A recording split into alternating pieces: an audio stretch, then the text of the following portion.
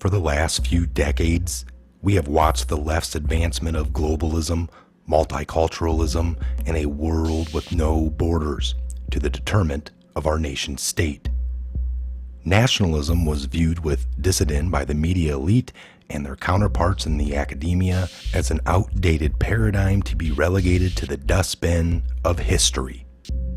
In their effort to advance their mission, they created NAFTA, and under Bill Clinton, free trade with China was initiated in the year 2000.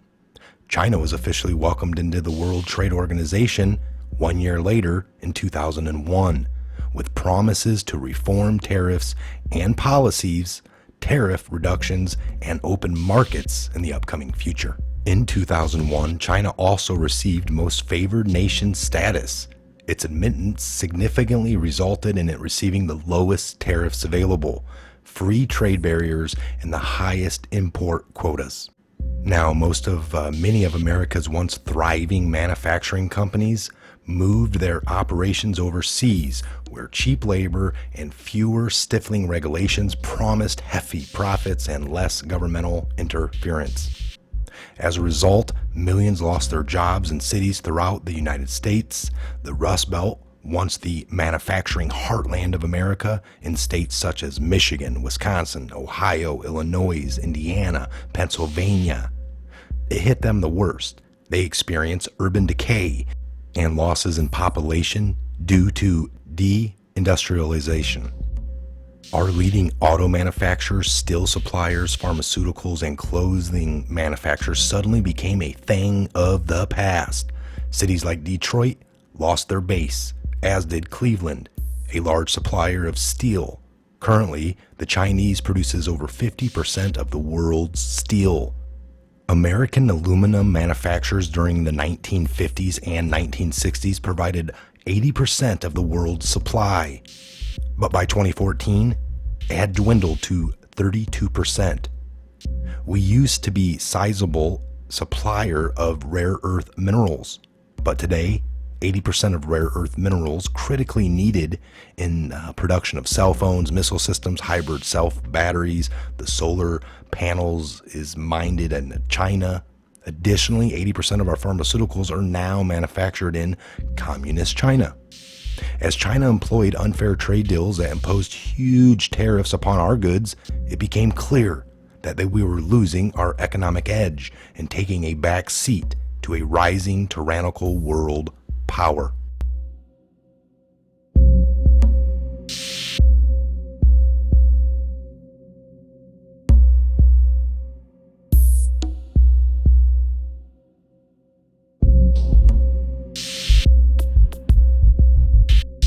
Under the direct watch of Bill Clinton, George Bush, Barack Hussein Obama, the outsourcing to China continued undebated.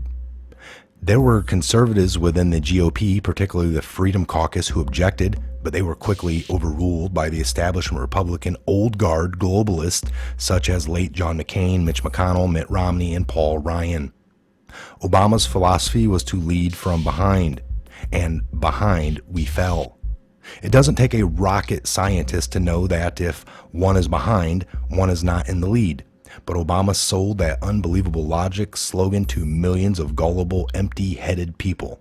For 8 long years under Obama, our GDP never grew beyond 2%. And he shamelessly warned that without a magic wand, manufacturing jobs were never going to come back. While cities throughout Asia and the Middle East were building new skyscrapers and infrastructures were falling apart here, highways, bridges, and city streets were old and in need of much repair. Many urban areas such as Detroit, Cleveland, Baltimore, and LA were rotting from within.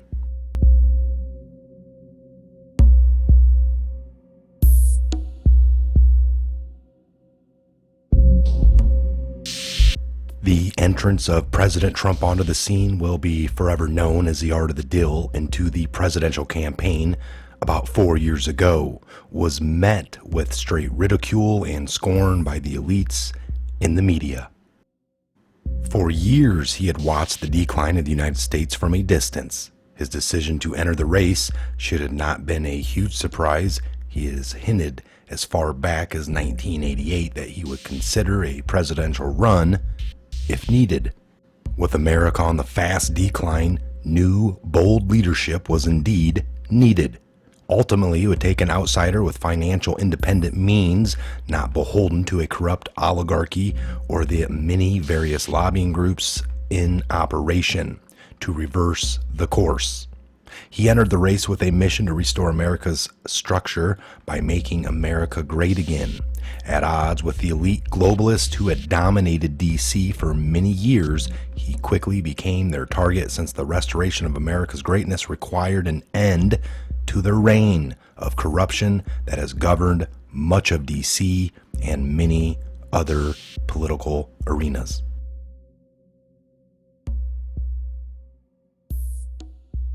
His election into office marked the beginning of the end for their sweetheart deals made on the side while lining their own pockets in return for either looking the other way or by literally selling out our country. With the aid of politicization of the FBI, the CIA, and our Justice Department under BHO Barack Hussein Obama, the Democrats, along with their deep state counterparts, invented a Russia collusion hoax. The Mueller report, which found no grounds for indictment, the Ukrainian quid pro quo charge, and with less than a year left in his administration, they moved quickly to impeach.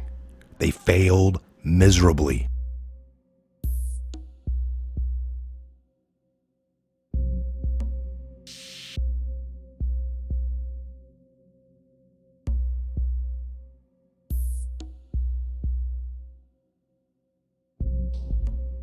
The economy was booming with low unemployment and a soaring stock market. The re-election of President Trump was promising and looked imminent, but it came to a screeching halt when the Chinese either intentionally or negligently unleashed the Wuhan virus upon the world back in December of last year.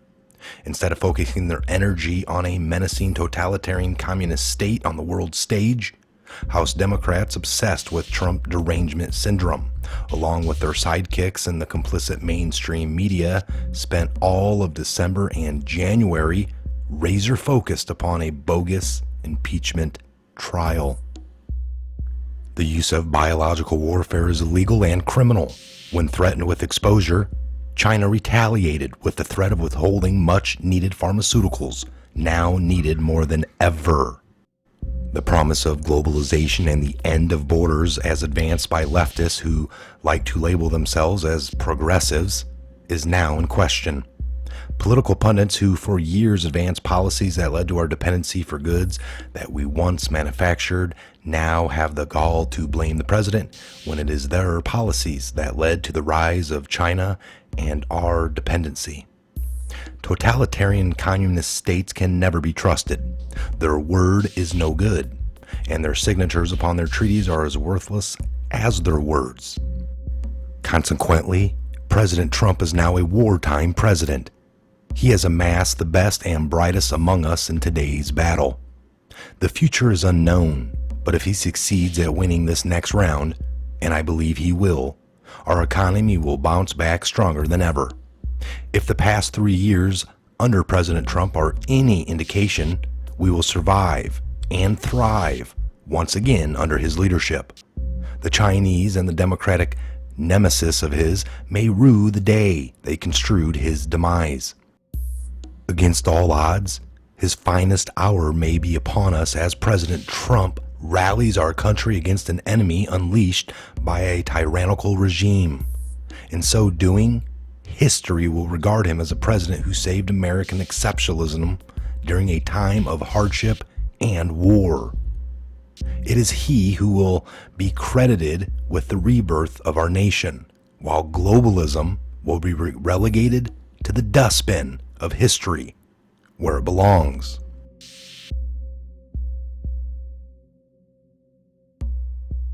Lots of things happening every day, folks, and as we know, one thing leads to another. Again, I am Michael. This is the Patriot Hour. God bless, Godspeed to each and every one of you. And where we go one, we go all.